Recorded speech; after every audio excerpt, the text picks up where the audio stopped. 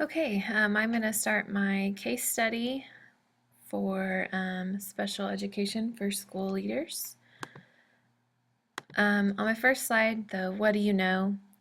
First of all, we know that a deaf child will be entering our school soon, and they use American Sign Language.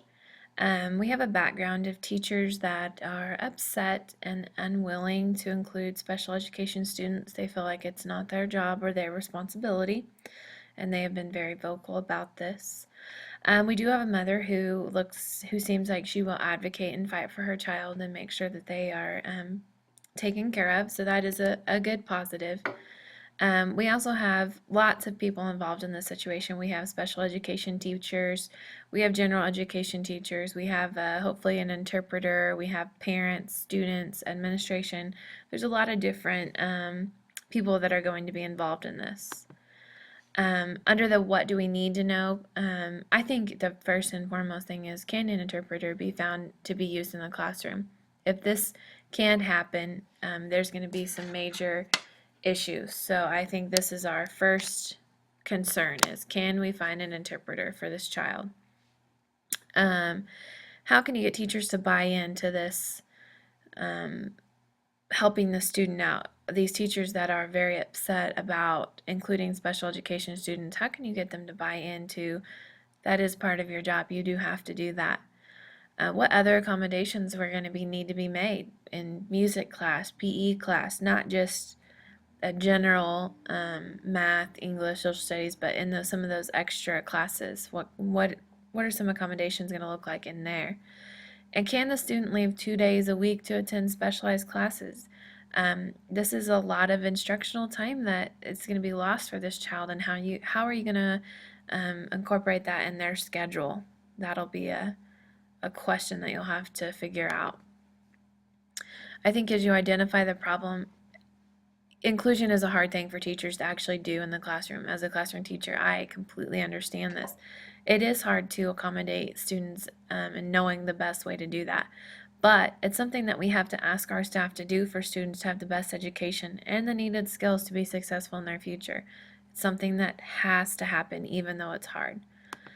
So as a plan of action, first of all, contacting the college and determining if an interpreter can be found and used during the school day to meet the needs of the student is going to be our first step. Can we find this help? Second of all, I would meet with Mrs.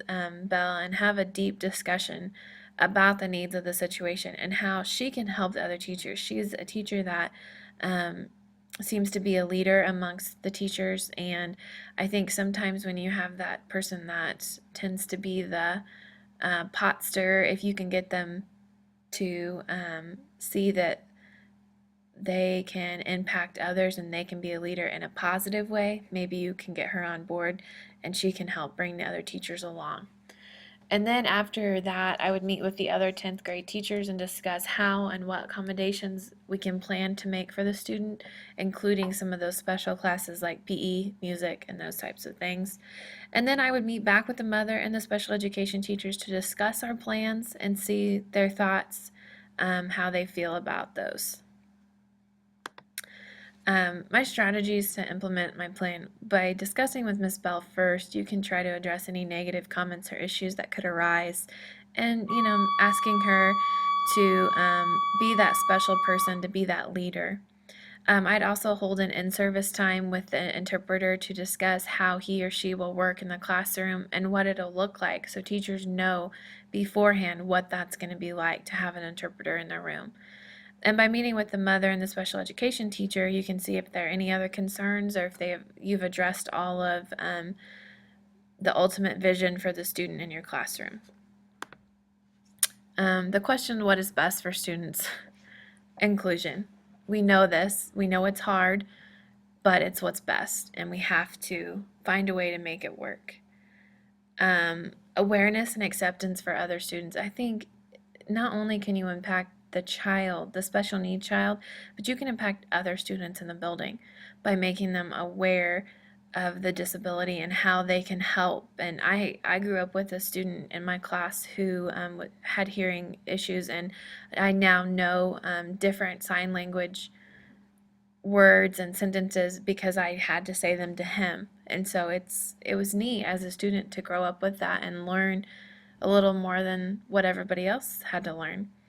And just letting teachers know it is part of your job. You have to do it. It's not that we are adding to it. That is part of what you sign up for, even though you think it's not. It is. Including every student and educating them in the best way is part of your job. As I read through this, my feelings were I was surprised. I was shocked that teachers would have this feeling, and I was a little angry and I was a little hurt for the child that, for all the special needs children, that they were so unwilling and unable to even try to accommodate these students in their classroom. That I was a little surprised. One of the things I valued is that we don't have any current major disabilities in our building, and so we don't have to face some of these issues. But I also valued that I have a great relationship with our current administration, and I feel like some of the students we do have particular issues with that I can voice my concerns very easily with her, and I don't have to feel worried about that. So one of the things I was thinking were these teachers need to understand that they did sign up to teach special education teachers. With new laws and guidelines, everyone is responsible for these children, not just the special education department. Some unresolved issues, the interpreter. Are we going to have to find a way to pay this person? What kind of time issues? Are we going to have time constraints for this person? How will it look in the classroom? There's a lot of questions revolving around that person and how they're going to be able to fit our plan. How will it look in the classroom? What about other classes? What are we going to do for PE? What are we going to do for music? What are we going to do for those type computers? Do we have all the technology and things that we need to completely assist the student in every aspect of their education? And what if these teachers still don't accommodate? What if they're still unwilling to work with this child extra and do the extra things that they need to do? What's going to happen then? After reflecting on Standard 3, looking at the different components, Component 1 was about understanding, learning, and teaching and how you use that to help you make decisions. I think the way that I showed this through this case study is acknowledging that inclusion is tough. Remembering what it's like to be in the classroom and how tough it can be for both students and teachers. It's a great asset to remember those things as you make decisions. You can't ask too much, but you must do what's best for students and be willing to help out because you know that it is tough to accommodate every student and every single need they have. Also, giving time with the interpreter shows that you understand the difference it will play in the classroom and how teachers will have to adapt to it. So those were two things that I felt like showed that you understand what's going on in the classroom and you're willing to help that understanding affect your decisions. For component 2, it was about collaborating with others and helping the vision of the learning. And I think it's important to collaborate with the people who are actually participating in the day-to-day with the student. Because on the outside, when you're not doing it every single day, it can look really great. But if you're actually in the trenches, it might not be so great. So everyone needs to be able to say what they need, what they expect, and what they can handle. While the ultimate vision for a child might not fit everyone's perfect ideal plan, it should be something that can be done by each member.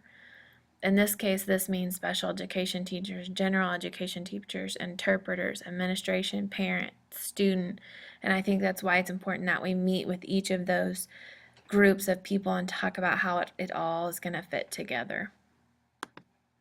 And lastly, component 3,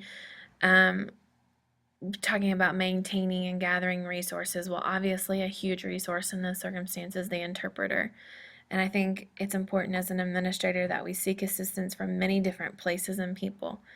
we might forget about, local colleges and things like that can be very, very beneficial to our students and our staff.